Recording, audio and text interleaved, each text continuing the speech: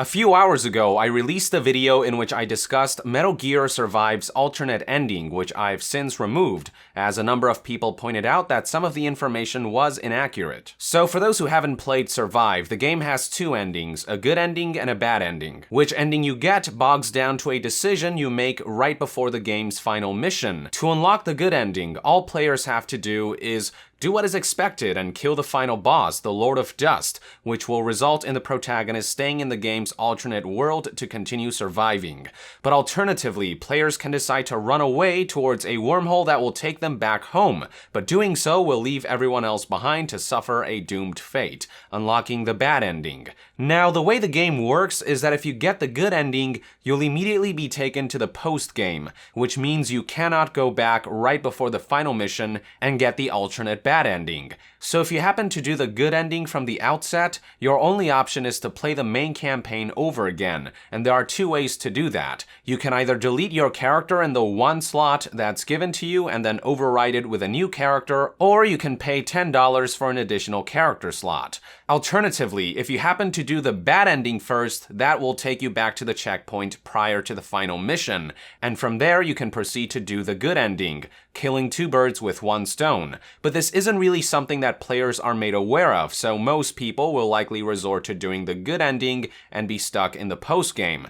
And these people will essentially have to choose between deleting their character or paying $10 for an extra save slot. Why not just watch the bad ending on YouTube or make another profile to unlock it, you ask? Well, there is a trophy locked behind completing the bad ending, so trophy hunters would have to unlock the bad ending properly if they wish to add the trophy to their gamer profiles collection. Now, in my previous video, I had insinuated that this essentially puts people in a position where they have to choose between losing all their progress or shelling out more cash, but as it turns out, that is not necessarily the case. When you delete a character, you actually do retain much of your items and equipment, meaning that most of your progress is kept intact. So even if you do happen to do the good ending from the outset and get stuck in the post-game without having done the bad ending, you can opt to delete your character, remake them, keep all your stuff, and then go for the game's bad ending, essentially acting as a new game plus of sorts. It helps that it only takes a few short hours to beat the main campaign a second time if you skip all of the game's cutscenes.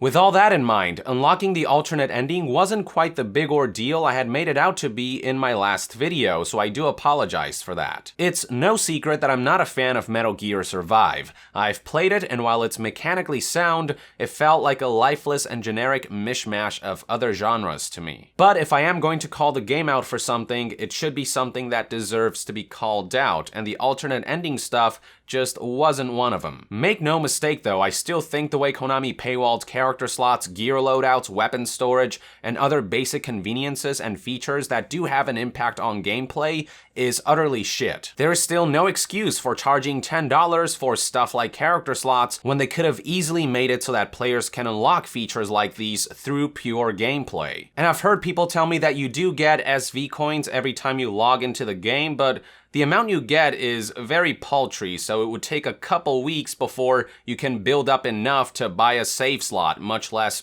other features in the game. When you've got so many other modern games offering stuff like this as part of their inherent design, it's not hard to see how petty Metal Gear Survive is with its microtransactions. And I think anyone who writes this off as, oh, it's no big deal, or oh, it's optional, are basically enablers who are asking for Konami to pull even worse crap in future games. But that's a topic that I've discussed extensively in past videos, so I'll leave it at that. For this video, the main purpose is to correct the misinformation of my last video, so thank you to all those who respectfully reached out and pointed this out. Anyway, there you go folks, here's hoping that this is the last video I have to make on Metal Gear Survive so we can move on to more compelling content. With that, I would like to end this news update. Thank you for tuning in. If you enjoy my content, consider supporting me on Patreon. It is completely optional, but donating even as little as $1 a month will go a long way in helping this channel grow. And to be further updated on all things gaming news, reviews, and discussions,